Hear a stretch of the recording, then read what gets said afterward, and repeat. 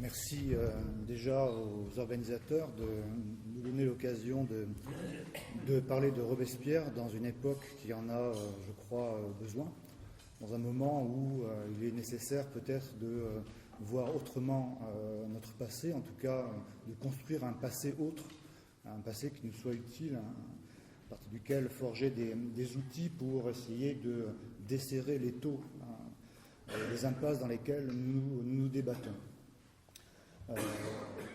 Alors je vais parler ici de Robespierre à partir, non pas de ce qu'il dit lui-même, mais à partir de ce qu'en disent ses ennemis. Donc, je vais parler de Robespierre à partir de ce qu'en disent ses ennemis après Thermidor. Henri Guillemin dit que Thermidor, dans Silence aux pauvres, c'est le moment où la Convention jette le masque qu'elle s'imposait par effroi des robespierristes. C'est-à-dire que je vais parler de Robespierre à partir du discours de ceux qui l'ont éliminé ou qui ont applaudi à son élimination. Discours, nous allons le voir, qui renforce l'interprétation de Guillemin, qui, en bien des points, est proche de celle que proposait Albert Mathiez. Il y a une interprétation qui voit la Révolution française comme une lutte des classes, c'est un mot grossier, et place Robespierre du côté des pauvres, et non du côté des bourgeois ou des propriétaires, ce qui est loin d'être l'interprétation dominante de l'historiographie, et en particulier de l'historiographie de gauche. Vous le savez, c'est depuis cette époque, la Convention thermidorienne, donc, que Robespierre incarne la terreur. Et par terreur, on désigne communément la violence, le sang, la répression, une espèce de régime policier que depuis une trentaine d'années, nous avons appris à identifier au totalitarisme stalinien. Et le Danton de Vajda, par exemple, est une bonne illustration de ce type de représentation. Mais si la Convention thermidorienne produit effectivement un discours qui parle du sang de la terreur, de cette répression, discours qui fait qu'aujourd'hui encore les représentations communes associent Robespierre à la guillotine. Comme vous le savez, Robespierre, le monstre sanguinaire, reste très vendeur. La Convention thermidorienne, en même temps, ne se limite pas à ce registre du sang de la terreur. Il existe en effet un autre discours thermidorien sur la terreur, et cet autre discours peut nous sembler plus étrange, compte tenu de nos représentations, puisqu'il réunit ce qui est habituellement dissocié, c'est-à-dire la terreur et la déclaration des droits de l'homme et du citoyen. Une terreur des droits de l'homme, donc, jugée d'ailleurs tout aussi négativement que la terreur sanguinaire à laquelle elle est reliée par les thermidoriens, ce qui résonne à nos oreilles comme une contradiction. Nous n'avons pas l'habitude de ce rapprochement parce que cet autre registre du discours thermidorien, qui renvoie également à la figure de Robespierre, n'a pas été beaucoup interrogé par les historiens, qui ont certes abondamment disserté sur le sang de la terreur et peu, finalement, sur la terreur des droits de l'homme. Le récit standard de la Révolution française tente en effet à ignorer les rapports que l'on peut dire pour le moins problématiques que les thermidoriens ont entretenus avec la Déclaration des droits de l'homme et du citoyen, parce que ce récit standard, qui est passé dans le sens commun, tente à considérer comme une évidence le fait que Thermidor serait un retour aux droits de l'homme après la terreur. Nous verrons que c'est un peu plus compliqué. Donc je rappellerai succinctement d'abord la construction de la figure de Robespierre en tyran, et en tyran sanguinaire plus particulièrement, afin d'évoquer son complémentaire paradoxal, le Robespierre défenseur des droits de l'homme. Alors les thermidoriens qui construisent la matrice de la légende noire de Robespierre, qui va prospérer pendant 2 siècles, avec Marc Bélissa, on a produit un ouvrage qui devrait sortir d'ailleurs dans peu de temps, 19 novembre je crois, qui essaie de retracer un peu la construction de ce mythe Robespierre, de cette légende noire, également de cette légende dorée, qui a une épaisseur temporelle énorme, et on s'aperçoit que les thermidoriens, quand ils construisent cette légende noire, puisent dans un réservoir à pleine main, un réservoir de calomnies qui ont été diffusées massivement bien avant, en particulier dans la presse royaliste satirique, et ce dès les premiers mois de la Révolution. Et donc, au moment où le côté droit constate que Robespierre est un adversaire particulièrement virulent, qu'il s'agit donc de disqualifier par tous les moyens. C'est Marc Bouloiseau, qui est un élève d'Albert Mathieu, qui a montré que dès octobre 1790, donc bien avant le gouvernement révolutionnaire, bien avant la guillotine, dès octobre 90, la presse royaliste dresse déjà de Robespierre le portrait d'un sadique, avide d'exécution, qu'il pourra d'ailleurs à l'occasion ordonner en tant que président du tribunal de district de Versailles, une fonction à laquelle il a été alors élu, mais qu'il n'exercera pas. Cette presse diffuse également l'idée que Robespierre, ambitieux, dément, jaloux de Louis XVI, Robespierre est pour l'occasion d'ailleurs apparenté au régicide d'Amiens, Robespierre cherche donc à devenir roi ou dictateur.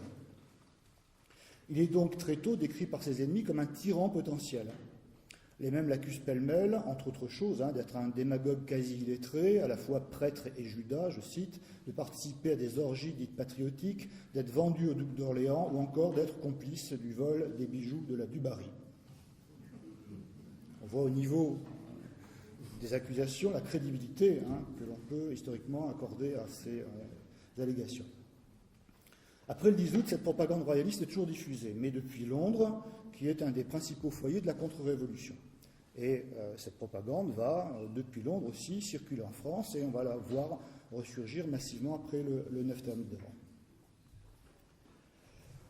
Ceux qui vont prendre le relais de cette propagande royaliste en France, pas à Londres, c'est la Gironde, la presse et les pamphlets girondins, à partir de 1792 donc. Et cette littérature dispose pour cela de moyens considérables puisqu'elle est subventionnée par le ministère de l'Intérieur, comme la propagande royaliste l'était auparavant par la Cour. La diffusion a donc été massive. Par exemple, en octobre 1792, la célèbre Robespierride de Louvet, dans laquelle, à la Convention, Louvet accuse Robespierre d'aspirer à la dictature, justement, a été tirée à 15 000 exemplaires, et ce, afin d'être répandue dans les départements. Et au même moment, on entrave la réponse proposée par Robespierre, qui a été imprimée sur ordre de la Convention.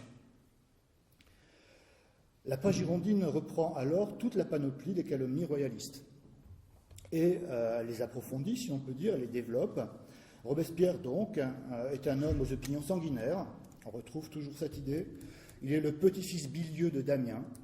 Là encore, on le retrouve. Le régicide, et il est également médiocre, pédant, charlatan, chef de secte, lâche adulé de ses dévotes et des esprits faibles. Les clichés du discours anti-robespierriste décrivant le goût de Robespierre pour le sang et la tyrannie, et par ailleurs sa nullité intrinsèque, sauf en matière d'ambition, sont ainsi en place dès 1790 et développés dans les années 92-93. Et il trouve bien sûr ces propos un nouveau débouché politique avec le 9 Thermidor, journée au cours de laquelle est renversé celui qui voulait devenir tyran et dont la Convention fut la dupe. En tout cas, selon le récit officiel tel qu'il a été fixé en janvier 1995 par le rapport du conventionnel Courtois. Les accusations girondines de 92 et 93, qui furent en leur temps d'ailleurs démontées par Robespierre lui-même, sont alors présentées comme prémonitoires. Les Girondins réintègrent d'ailleurs à ce moment-là la Convention, et les discours de Louvet, de Vergniaud ou de Salles, par exemple, sont réédités à ce moment-là, en particulier par l'imprimerie de la veuve Gorsas, qui est un autre Girondin. En juin 1995, après avoir d'une part réprimé le mouvement populaire qui réclamait du pain et l'application de la Constitution de 1993, et d'autre part éliminé les derniers montagnards, la Convention dispose à ce moment-là de la marge de manœuvre nécessaire pour faire ce qu'elle avait en tête, du moins ce qui reste dans cette Convention, c'est-à-dire remplacer la Déclaration des droits et la Constitution de 1793 par des textes qui seraient moins susceptibles, à leurs yeux, d'exciter l'insurrection populaire. Elle dispose également de justifications pour cette substitution. En effet, la Constitution de 1793 doit être éliminée, disent-ils, parce qu'elle est, je cite, la Constitution de Robespierre. C'est ainsi qu'elle est présentée, alors que dans les faits, elle est un compromis, des fois même éloigné des positions de Robespierre. En tout cas, elle est présentée comme la constitution de Robespierre, c'est-à-dire, et je cite également, la constitution du tyran sanguinaire, qui a voulu régner. Boissy d'Anglas précise, qui a voulu régner en ces temps horribles où la France, hérissée de bastilles, couverte d'échafauds, inondée de sang, déchirée par les guerres intestines, mutilée dans ses plus riches cités, dans ses plus célèbres monuments, vit planer sur toutes ses communes la dévastation et la mort. La Convention, par la voix de Boissy d'Anglas, qui est le rapporteur du nouveau projet de Constitution, la Convention reproche donc à la Constitution de 93 son origine. Elle a été méditée, je cite encore, par les ambitieux, rédigée par les intrigants, dictée par la tyrannie, acceptée par la terreur, conçue au sein du crime. Cette origine criminelle a engendré un contenu criminel, car le but de Robespierre et de ses complices était de livrer la France à l'anarchie. Cette constitution, dit Boissy d'Anglas, n'est que la conservation formelle de tous les éléments du désordre. Elle est, je le cite encore, l'organisation de l'anarchie. Un bel oxymore. Elle sert l'intérêt des hommes remuants et a été conçue pour que la loi ne fût jamais puissante. Je cite toujours Boissy d'Anglas. Ou que la licence, régnât toujours, et pour consolider l'empire des séditieux et des conspirateurs. En quoi la Constitution de 1793 organise-t-elle l'anarchie ? Elle organise l'anarchie d'abord en cela, je cite toujours Boissy d'Anglas, qu'elle établit des pouvoirs rivaux de la représentation nationale. Ça va faire plaisir à Étienne Chouard. Je cite encore, parce qu'elle remet le sceptre aux mains des sociétés populaires et aux factions. Elle est ensuite l'organisation de l'anarchie, parce que, dit Boissy d'Anglas, le pouvoir exécutif y est faible. L'autorité transférée aux hommes oisifs et turbulents. Elle est enfin parce que le peuple y est constamment délibérant, je cite. Et, je cite encore, l'opposition organisée. Boissy se réfère en particulier au fait que la Constitution de 93, la loi votée par l'Assemblée, doit être ensuite validée par les assemblées primaires, ou plus précisément, la loi n'est pas validée si, dans la moitié des départements plus 1, le 10e des assemblées primaires s'y oppose. Donc, la loi se construit dans ce va-et-vient entre les assemblées primaires et la Convention. La Constitution de 93, ce texte du tyran sanguinaire Robespierre, ce texte qui est la terreur instituée, suivant Boissy d'Anglas, est donc désigné par les termes de désordre, de faiblesse, d'anarchie et d'impuissance. Nous sommes ainsi face à un paradoxe, celui d'une constitution qui, d'une part, est censée asseoir la tyrannie, mais qui, d'autre part, établit un pouvoir exécutif faible, favorise un peuple constamment délibérant et une liberté de s'opposer. C'est-à-dire que nous sommes fort loin de ce que l'on entend généralement par tyrannie, par dictature, sans parler évidemment de totalitarisme. Pour rendre compte des caractéristiques de cette singulière tyrannie de Robespierre, Boissy d'Anglas parle de tyrannie de l'anarchie, d'une tyrannie qui organise l'anarchie afin de pouvoir exister, ce qui est une idée assez ancienne, l'idée que l'anarchie puisse déboucher sur le pouvoir d'un seul, on la retrouve déjà dans le dialogue perse chez Hérodote.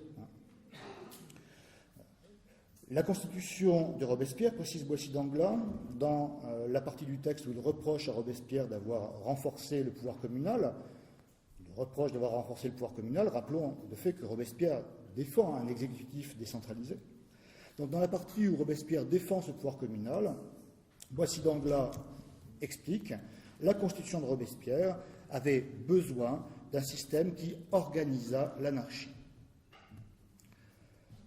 Pour rompre avec ce système de Robespierre, les thermidoriens vont renforcer le pouvoir exécutif, d'une part, restaurer le suffrage censitaire, d'autre part, et confisquer la citoyenneté en professionnalisant en particulier la politique. L'idée qu'il faut des professionnels pour la politique est une idée qui est proposée par Boissy d'Anglas, où il dit que l'intérêt particulier doit pouvoir conspirer au bien général. Donc il faut être intéressé par sa fonction et rentrer dans un cursus. On commencera petit, dans des mandats locaux, pour pouvoir progresser par la suite. C'est ce qui se passe. Ça se passe ? C'est ce qui se passe. Ah bon. C'est curieux. Mais pour cela, ils doivent d'abord, évidemment, purger la Déclaration des droits, disent-ils, pour pouvoir établir ce projet politique thermidorien, ils doivent d'abord purger la Déclaration des droits de tous ces axiomes anarchistes, ce sont encore les termes de Boissy d'Anglas, que cette déclaration contient. Alors quels sont ces axiomes anarchistes? Il s'agit en premier lieu du droit à l'insurrection, ou du droit de résistance à l'oppression, qui est également, vous le savez, évoqué dans la déclaration de 89. Dans celle de 93, il est défini dans l'article 35, qui est précisément nommé par Boissy d'Anglas, qui le désigne. Article 35 qui indique, je cite, « Quand le gouvernement viole les droits du peuple, l'insurrection est pour le peuple et pour chaque portion du peuple le plus sacré des droits et le plus indispensable des devoirs. » Boissy d'Anglas commente cet article en ces termes. Il est, je le cite toujours, un de ces axiomes anarchiques, donc réunis par la tyrannie qui voulait tout bouleverser, afin de tout asservir, ces détestables maximes, la violation de tous les principes et le renversement de tous les droits qui semblent autoriser chaque individu coupable à attaquer la société tout entière et donner à une minorité turbulente et factieuse le privilège de troubler les résolutions paisibles et justes de la majorité du peuple qui seule doit être souveraine. Le fait de favoriser l'insurrection contre l'oppression des gouvernements est donc un autre attribut de la tyrannie ou de la dictature sanglante de Robespierre. Le droit à l'insurrection, s'il est un obstacle manifeste au projet thermidorien, n'est pas le seul à poser problème. Un autre axiome anarchiste réside dans le préambule, qui en 1789 et en 1793 explicitait la raison d'être des sociétés et la fonction des gouvernements. Le nouveau texte, qui va être voté en 1995, n'aura donc pas de préambule. Donc, d'un morceau indiquant, par exemple, que la déclaration permet à tous les citoyens de vérifier, c'est le texte de la préambule, du préambule de 89 et 93, permet à tous les citoyens de vérifier si le gouvernement respecte bien les principes du droit naturel, dont parlait Florence Gauthier, pour le maintien desquels il a été élu. C'est également le cas d'un article qui est aussi un axiome anarchiste, article célèbre qui déclare que tous les hommes naissent et demeurent libres et égaux en droit. Article qui est également éliminé en 1795. Un député essaie de le remettre dans le texte et après il y a débat et finalement il est éliminé en commission. Je crois que ça existe aussi, encore de nos jours.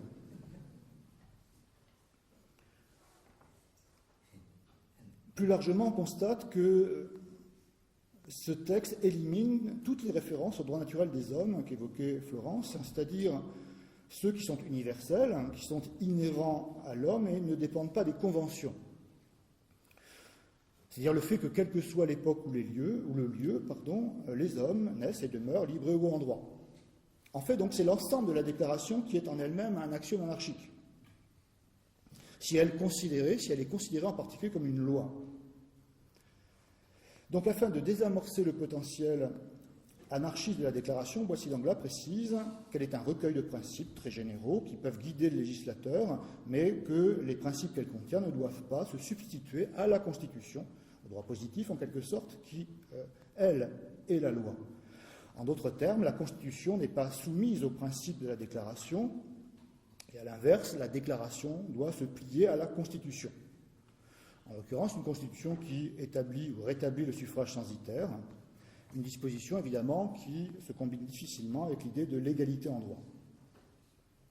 Comme le dit un des députés à l'époque, au cours du débat, et qui s'en félicite d'ailleurs, dans cette déclaration, il ne reste que le titre.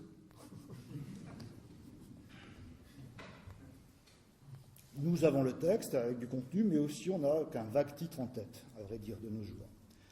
Et comme vous le savez, pour plus de sécurité, la déclaration des droits sera également accompagnée d'une déclaration des devoirs qui va rappeler la nécessaire obéissance à la loi, c'est-à-dire en particulier à la Constitution.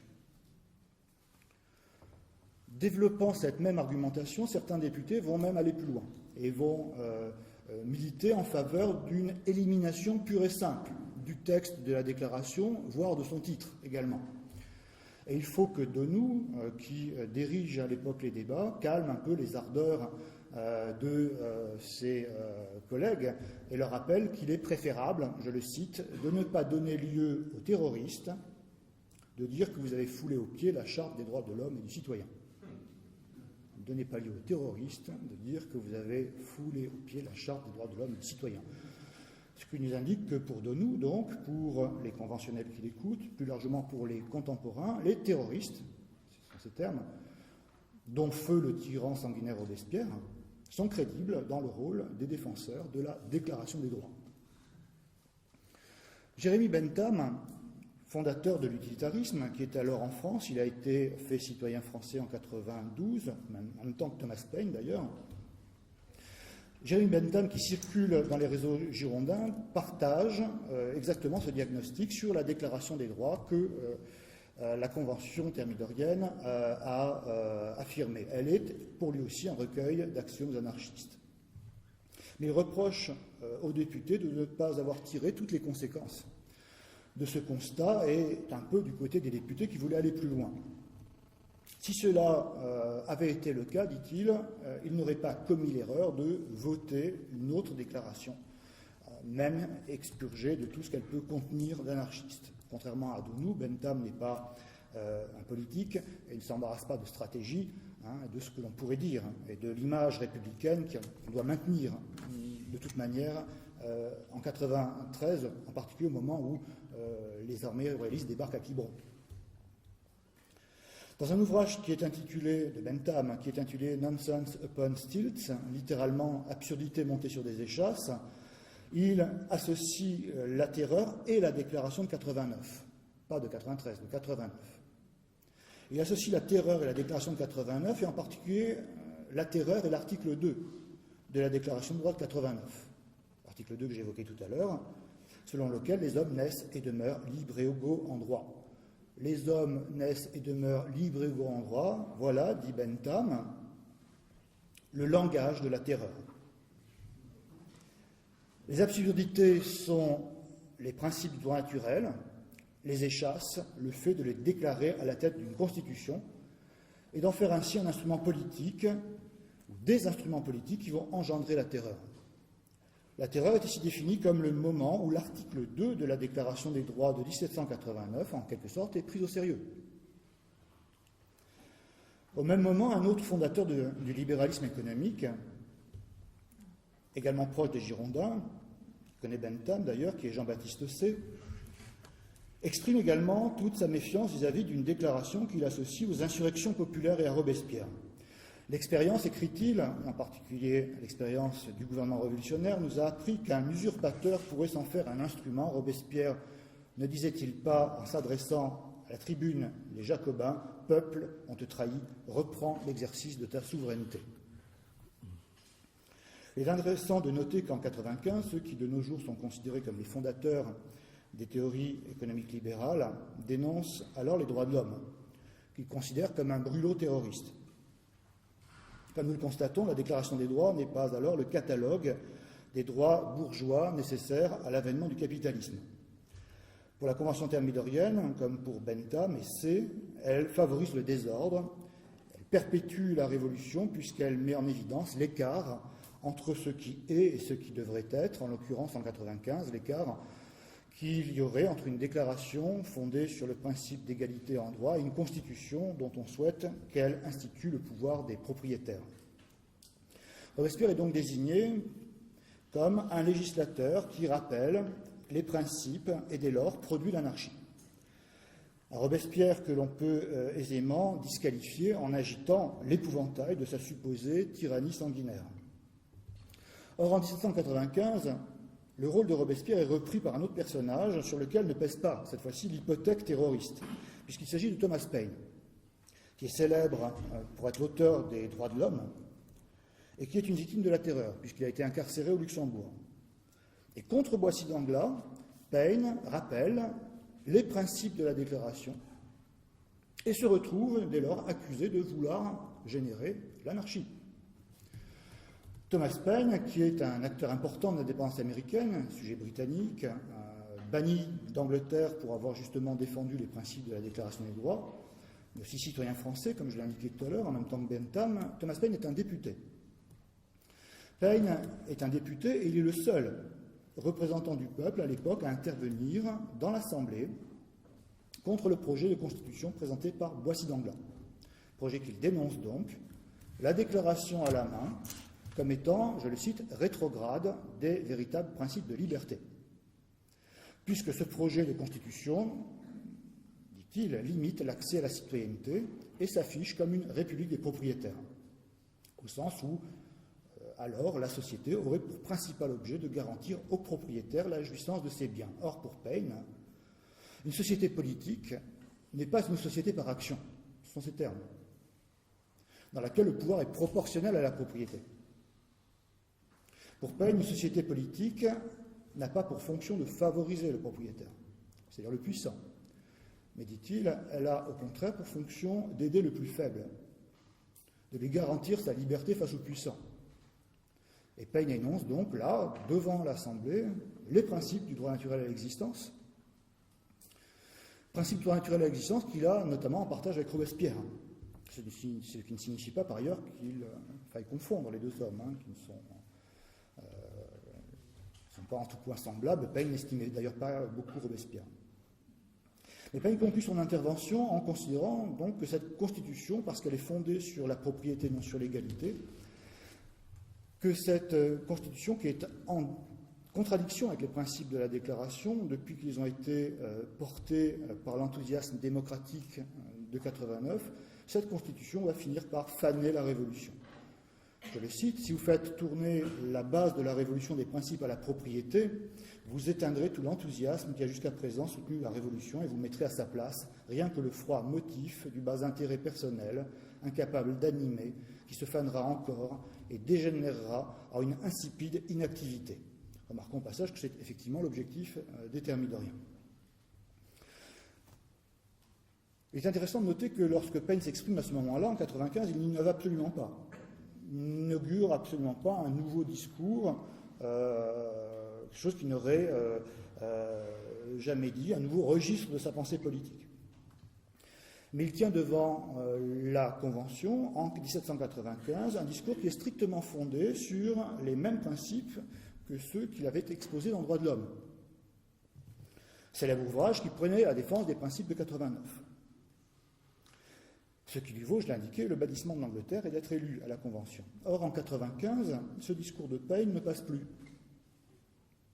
Il est même dénoncé par ceux-là même qui l'avaient applaudi, qui trouvaient Paine intéressant et qui méritait bien d'être citoyen français, voire député.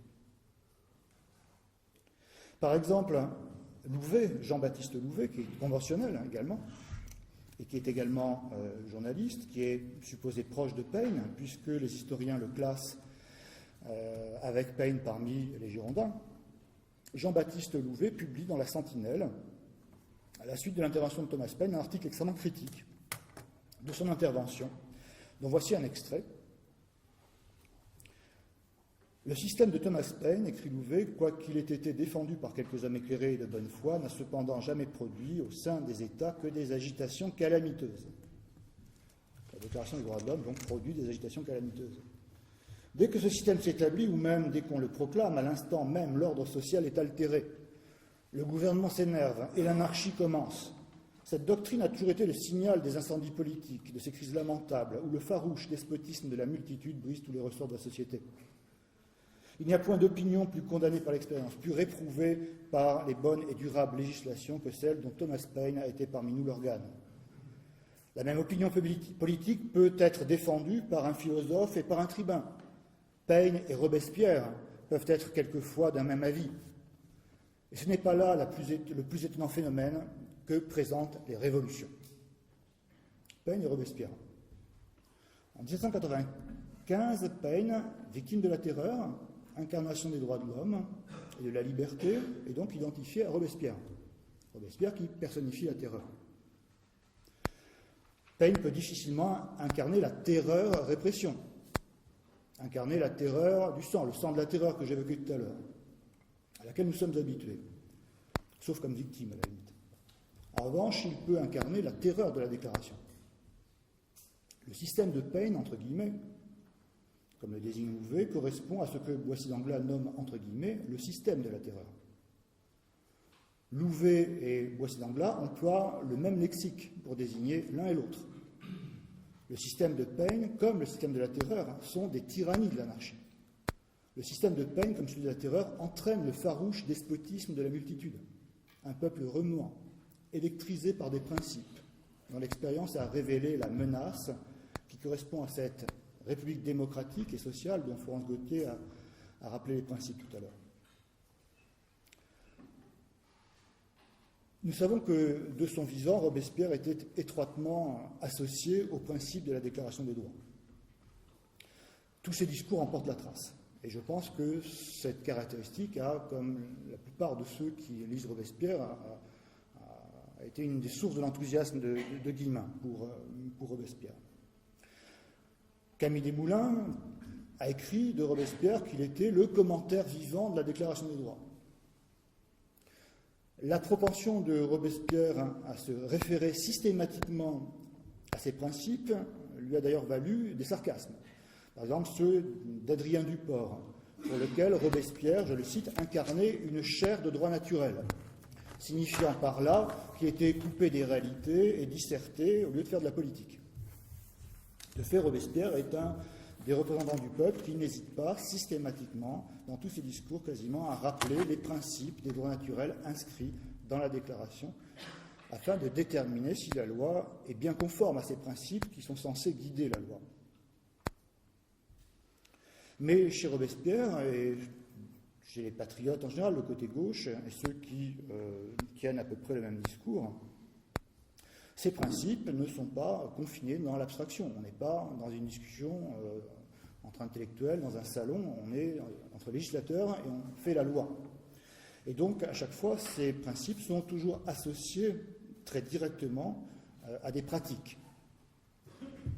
Le rappel des principes part toujours de situations extrêmement concrètes. Et un des exemples les plus célèbres, c'est bien sûr le discours contre le décret du marque d'argent, dans lequel Robespierre dénonce la distinction entre citoyens actifs et citoyens passifs, et l'écart qu'il y a donc entre la Constitution et sa mère, la Déclaration des droits. La fille ressemble-t-elle tant à sa mère ? Et donc Robespierre, effectivement, développe un argumentaire très locquien, qu'on peut retrouver dans un traité de philosophie à ce moment-là, mais appuyé à une situation extrêmement concrète. Que fait-on de ceux que l'on désigne comme des passifs ? N'est-ce pas en contradiction avec toutes les valeurs qui fondent et nous légitiment, qui fondent la Révolution et nous légitiment. Alors les thermidoriens nous montrent également qu'ils sont très inquiets des conséquences concrètes, pas abstraites, les conséquences concrètes de ces principes supposés abstraits. Par exemple, le fait que le plus pauvre soit égal en droit au plus riche, ou que la liberté des possédants s'arrête là où commence la liberté d'autrui, ce qui concrètement signifie que l'on ne peut pas, au nom du libre usage de la propriété, spéculer contre l'existence de ses semblables. On ne peut pas s'enrichir aux dépens de ses semblables. Alors on s'assoit sur la Déclaration des droits. La peur sociale que révèle le moment thermidorien n'est pas métaphysique. Ce que Boissy d'Anglas ou Bentham nomment l'anarchie, ce qu'il nomme l'anarchie comme l'un des attributs de la terreur, ressemble beaucoup à ce que nous appelons, nous, la démocratie. Et que nous fondons également sur les principes de la Déclaration des droits.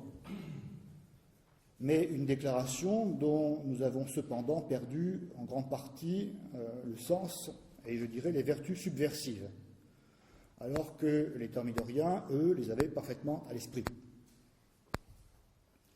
Cette représentation de la terreur, qui n'est pas seulement répressive, donc, rend plus compréhensible la manière dont Robespierre définit lui-même la terreur. La terreur est, dit-il, en février 1794, je cite, une conséquence du principe général de démocratie appliqué aux plus pressants besoins de la patrie. Donc terreur et démocratie sont reliés dans le discours de Robespierre lui-même, et ses ennemis l'ont visiblement bien compris.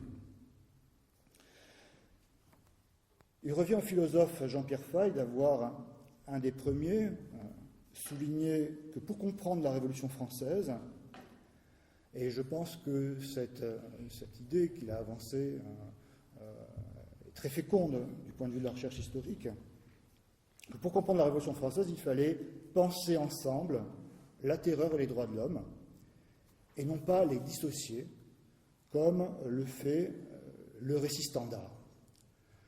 Et ce faisant, dit Jean-Pierre Faye, le récit standard a livré à la Révolution russe un cadeau empoisonné, elle lui a livré la terreur sans les droits de l'homme. Je vous remercie.